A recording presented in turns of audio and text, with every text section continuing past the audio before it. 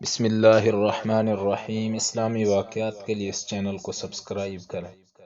عراق سے ایک وفد جب عرب آیا جس کی قیادت حضرت احنف بن قیس رضی اللہ عنہ کر رہے تھے، وہ امیر المومنین حضرت عمر فاروق رضی اللہ عنہ کو ڈھونڈتے ہوئے جب پہنچے تو دیکھا کہ امامہ اترا ہوا ہے، کمر پر گون باندھی ہوئی ہے اور زکوٰۃ میں آئے ہوئے اونٹوں کا علاج معالجہ کر رہے ہیں۔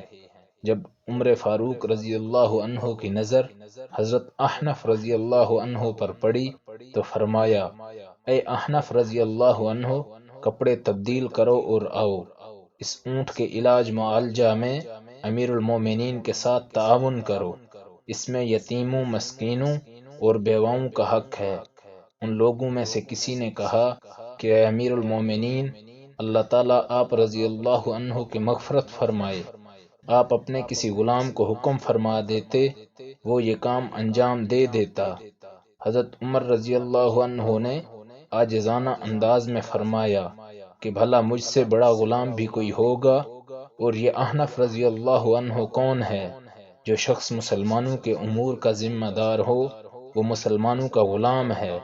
جس طرح ایک غلام پر اپنے آقا کی خیر خواہی اور امانت کی ادائیگی ضروری ہے، اسی طرح ان پر بھی ان امور کا بجا لانا ضروری ہے۔